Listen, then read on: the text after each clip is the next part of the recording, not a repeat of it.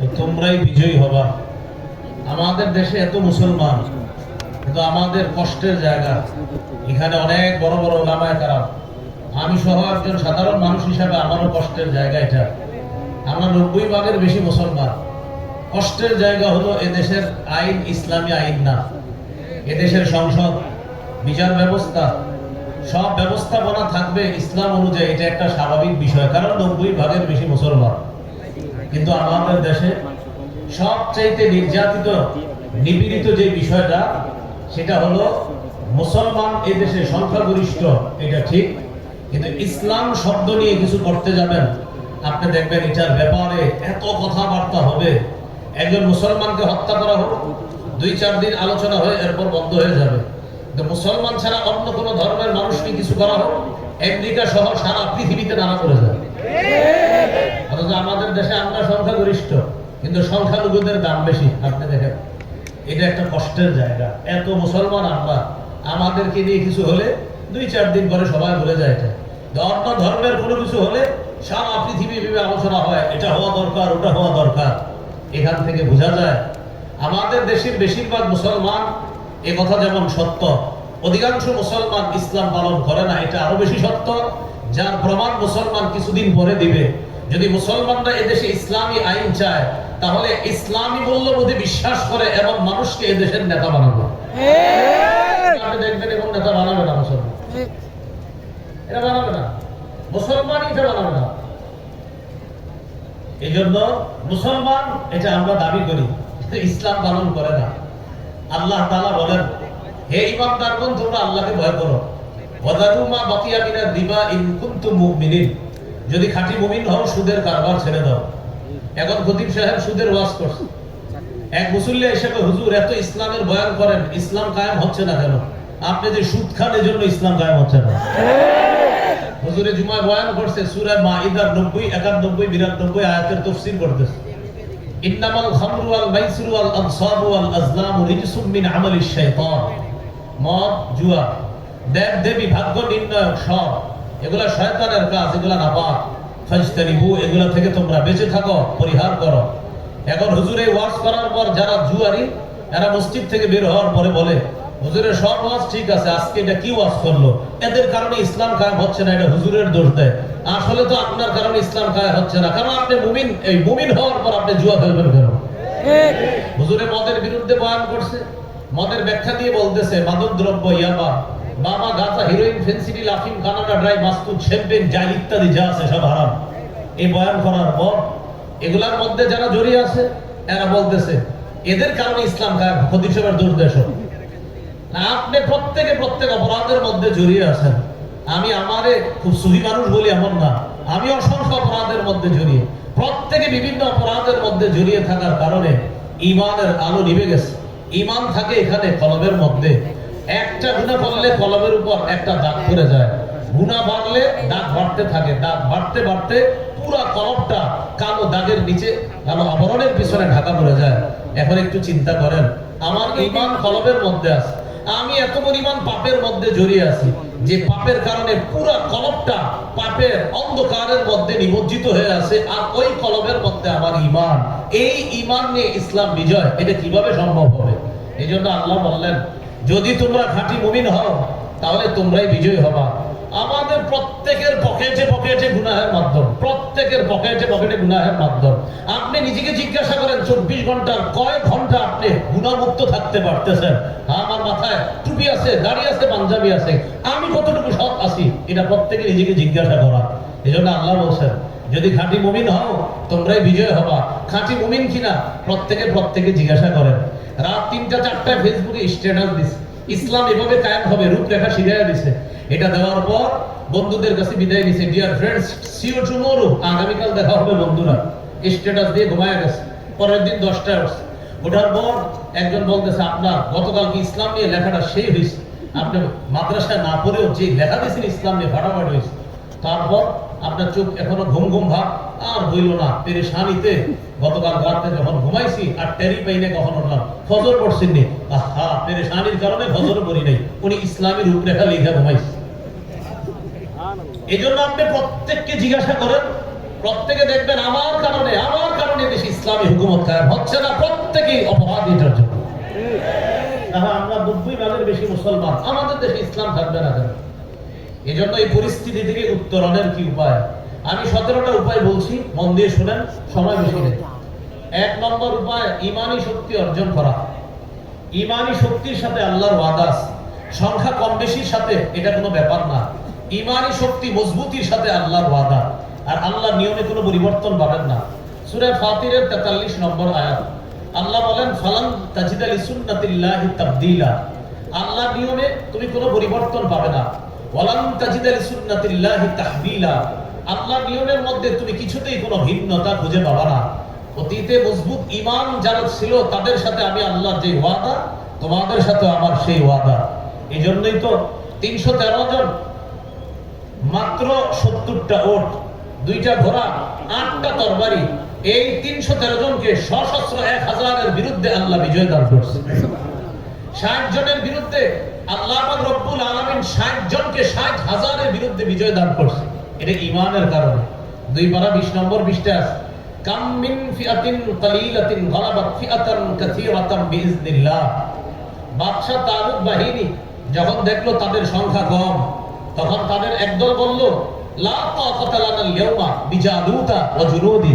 আজকে জালুত বাহিনী, তাদের সাথে আমরা পারবো না। তখন মুমিনরা বলল, কোনো সমস্যা নাই, কত ছোট দল আল্লাহর হুকুমে কত বড় দলকে হারায়া দেয়। আমাদের ঈমান যদি মজবুত থাকে, আমাদের দল ছোট যদি হয়, বড় দলকে হারিয়ে দিবে। বাস্তবিক অর্থে আল্লাহ তাআলা ওই ছোট্ট তালুত বাহিনীকে জালেম বিশাল জালুত বাহিনীর বিরুদ্ধে আল্লাহ বিজয় দান করছে। সুবহানাল্লাহ। এখান থেকে বোঝা যায় ঈমানি শক্তি, এটার সাথে আল্লাহর ওয়াদা। এখন ঈমানি শক্তি কিভাবে অর্জন করব? আগে জানছি ঈমান থাকে কলবের মধ্যে, এই কলবের মধ্যে থাকে ঈমান। এখন কলবকে সাফ করতে হবে, গুনাহমুক্ত রাখতে হবে, তাহলে ঈমানি শক্তি বাড়বে। শাইখুল ইসলাম ইবনে তাইমিয়া রাহমাতুল্লাহ আলাইহি বলেন, কলব মৌলিকভাবে 3 প্রকার। 1 নম্বর আল কলবুস সালিম, সুস্থ অন্তর। 2 নম্বর আল কলবুল মারিদ, অসুস্থ অন্তর। 3 নম্বর আল কলবুল মাইয়িত, মৃত অন্তর। মৃত অন্তর কাফেরের অন্তর, অসুস্থ অন্তর মুনাফিকের অন্তর, সুস্থ অন্তর মুমিনের অন্তর।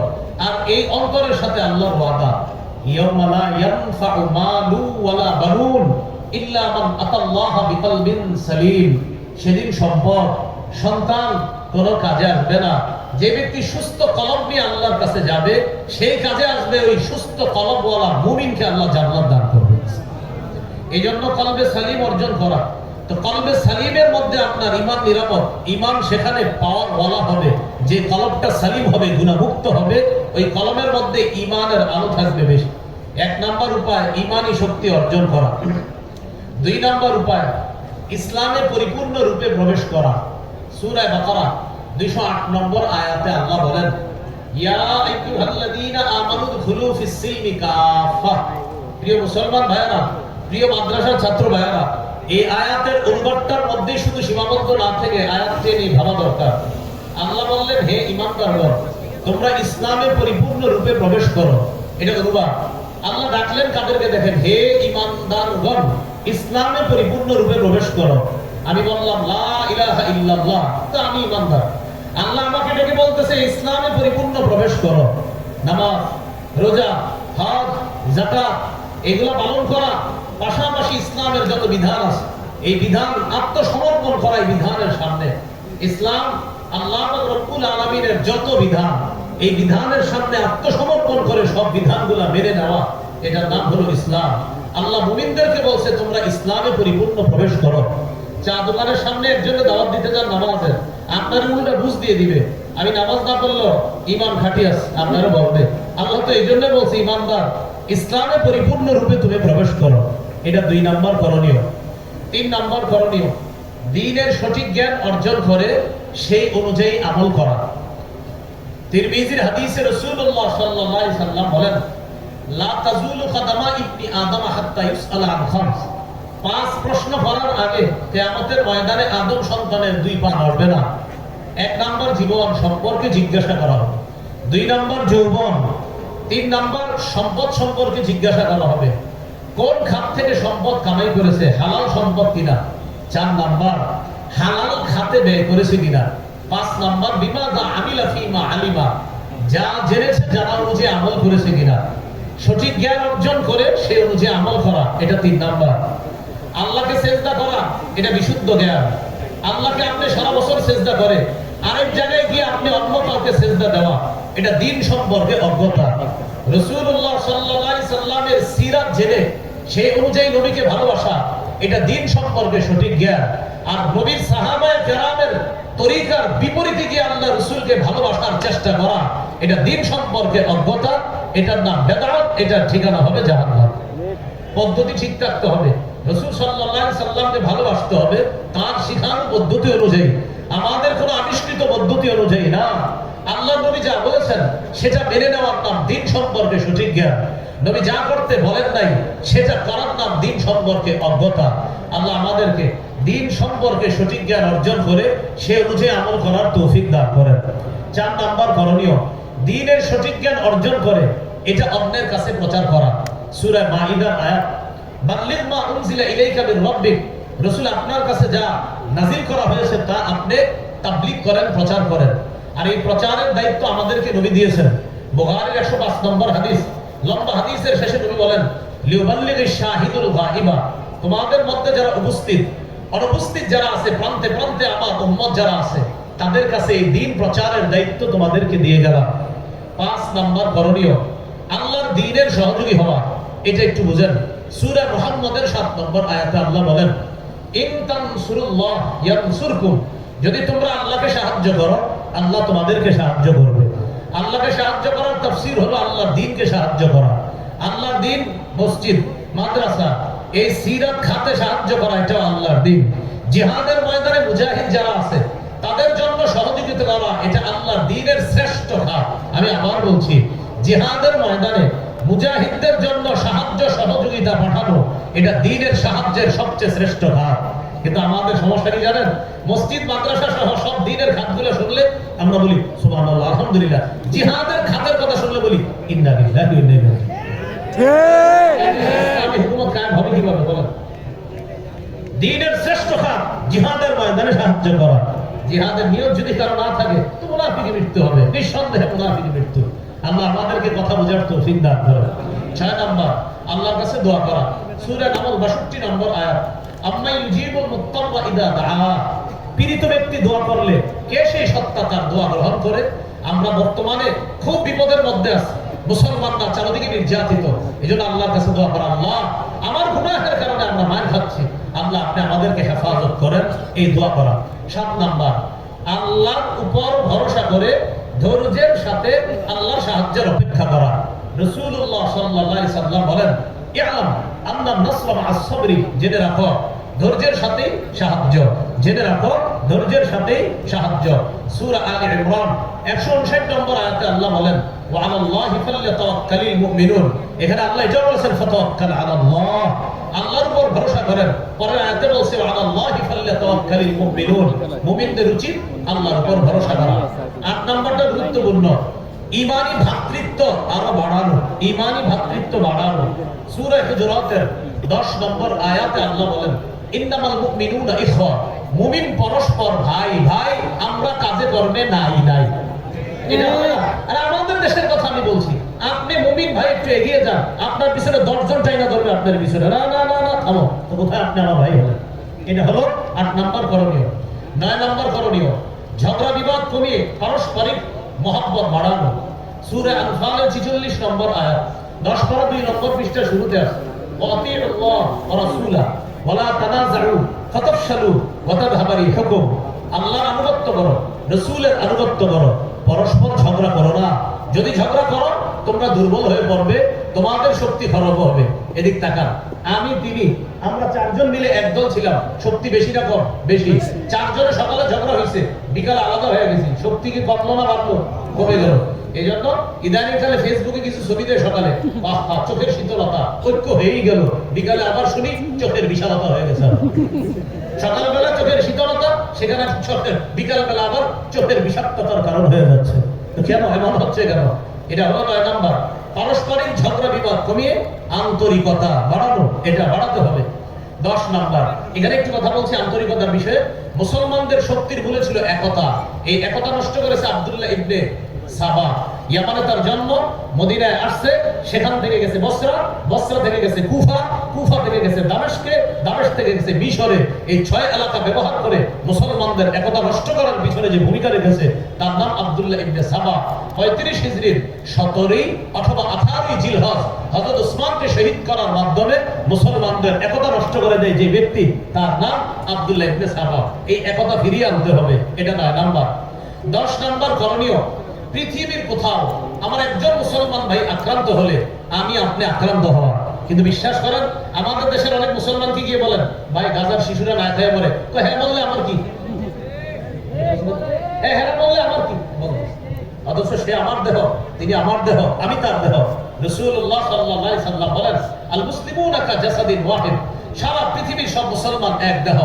আফ্রিকা, বেলুচিস্তান, কাজাখস্তান, কাশগর, কাশ্মীর, ফিলিস্তিন, শিশান, আফগানিস্তান, গাজা, কোথাও একজন মুসলমান আক্রান্ত হলে আমি আপনি যদি আক্রান্ত হই তাহলে আমি আপনি মুসলমান। আর যদি আমার আপনার ব্যথা না হয় বুঝতে হবে আমার ঈমানের মধ্যে দুর্বলতা আছে। এটা 10 নাম্বার। 11 নাম্বার, নির্যাতিত মুসলমানদের জন্য সহযোগিতার ব্যবস্থা করা। আলহামদুলিল্লাহ আমাদের ঢাকার উলামায়ে কেরাম সারা দেশ থেকে ফান্ড কালেকশন করে ফিলিস্তিনের গাজাবাসীর উদ্দেশ্যে তারা পাঠাচ্ছে, এটা অনেক প্রশংসনীয় একটা উদ্যোগ। 12 নাম্বার, মুসলমানদের আমাদের সবাই মিলেমিশে জুলুমের বিরুদ্ধে বজ্র আওয়াজ উঠানো। আমি আবার বলছি, জুলুমের বিরুদ্ধে বজ্র আওয়াজ উঠানো এটার দায়িত্ব সবার। শাইখুল হাদিস মাওলানা মোহাম্মদ মামুনুল হক, মুফতি সাদাত হোসেন নাজির, আমার উস্তাদ হাফিজাহুল্লাহ, আর সৈয়দ মোহাম্মদ ফয়জুল করিম, ওনাদের 3 জনের শুধু দায়িত্ব না জুলুমের বিরুদ্ধে বলা, প্রত্যেকটা মুসলমান একা একাও জুলুমের বিরুদ্ধে বলতে হবে। আমরা শুধু তাদেরকে বিপদে ফেলাই দায়িত্ব দিয়ে আর আমরা সবাই বলি ওনারা বললে বলবো, আরো কি না, ওনাদের যেমন জুলুমের বিরুদ্ধে বলার দায়িত্ব, আমার আপনার প্রতিটা খতিব ইমাম, প্রতিটা আলেম ওলামা, প্রতিটা মুসলমানের দায়িত্ব পাশের জালেমের জুলুমের বিরুদ্ধে কথা বলা। সূরা হুদের 113 নম্বর আয়াতে আল্লাহ বলেন, ওয়ালা তারকানু ইলাল্লাযীনা যালামু, তোমরা জালেমদের প্রতি ঝুঁকে পড়ো না, অনুরুক্ত হয়ে পড়ো না। এই আয়াতের ছোট্ট একটা ব্যাখ্যা হলো, আমার সাথে একটু বলেন, ওলামারা বলা দরকার নাই, শুধু ছাত্ররা বলেন, জালেমের 2-4টা ভালো কাজ দেখে তাকে প্রশংসার বন্যায় ভাসিয়ে দিও না। জালেমের 2-4টা ভালো কাজ দেখে হাজারো জুলুমের কথা ভুলে গিয়ে তাকে প্রশংসার বন্যায় ভাসানো যাবে না। উন্নতি আর উন্নতি, জুলুমের কথা কে বলবে? এজন্য জালেমের 2-4টা ভালো কাজ দেখে তাকে প্রশংসার বন্যায় ভাসিয়ে দেওয়া যাবে না। এটা 12 নাম্বার। 13 নাম্বার, মুসলমান বিলাসী জীবন বর্জন করতে হবে। মুমিনকে দেখলেই মনে হতে হবে সে আল্লাহর বিধান বাস্তবায়ন করার জন্য পেরেশান, আল্লাহর দ্বীন কায়েমের জন্য সে 24টা ঘন্টা আল্লাহর কোনো না কোনো কাজে সে পেরেশান, দেখলেই মনে হতে হবে। বিলাসী জীবন ছাড়তে হবে। তিরমিজির হাদিস, 2320 নম্বর হাদিস, লাউ কানাতিদ দুনিয়া তা'দিলু ইনদাল্লাহি জানাহা বাউদা মা সাকা মিনহা কাফিরান ওয়া ফি রিওয়ায়া মা সাকা কাফিরান মিনহা শারবাতা মা। এই পৃথিবীর মূল্য আল্লাহর কাছে যে একটা মাসির দানা পরিমাণ হতো, কোন কাফেরকে আল্লাহ এক ঢোক পানি পান করতে দিতেন না। 14 নাম্বার, এটা একটু আমার সাথে বলেন, অধিকার আদায়ের লড়াই অব্যাহত রাখা। বলেন, মুসলমানদের অধিকার আদায়ের লড়াইয়ের নাম জিহাদ। আবার বলেন, অধিকার আদায়ের লড়াইয়ের নাম কি? জিহাদ। এটা 14 নাম্বার। 13 বিলাসী জীবন বর্জন করা। 14 অধিকার আদায়ের লড়াই অব্যাহত রাখা। প্রত্যেকে নিয়ত করবেন, এদেশের বিজ্ঞ মুফতি সাহেবরা কখনো জিহাদের ফতোয়া যদি দেয় তো ইনশাআল্লাহ আমি রাজি আছি জিহাদের জন্য। এই নিয়ত থাকবে ইনশাআল্লাহ। হ্যাঁ, শর্ত আছে, এদেশের বিজ্ঞ মুফতি সাহেবরা ফতোয়া দিতে হবে। আপনি একা একা কাউকে দিয়ে আমার কিন্তু বললে হবে না, বিজ্ঞ মুফতি সাহেবদের ফতোয়া লাগবে। 14 নাম্বার। 15 নাম্বার, একজন আদর্শযোগ্য শাসক নির্বাচন করা। 4 কাজের যোগ্যতা রাখে আর মৌলিক 10 গুণে গুণান্বিত একজন শাসকের জন্য প্রতিদিন 4 রাকাত নামাজ পড়বেন। আমি এটা আপনাদের কাছে আবদার। 2 রাকাত পরে দোয়া করবেন, আল্লাহ কিয়ামতের আগে এদেশে যেন আর নারী শাসক না হয়। দ্বিতীয় 2 রাকাত পরে দোয়া করবেন, আল্লাহ 4 কাজের যোগ্যতা রাখে আর 10 গুণে গুণান্বিত একজন আদর্শ শাসক আমাদের দেশে আপনি ব্যবস্থা করে দেন। এই 2টা দোয়া করা, এটা হলো 15 নাম্বার।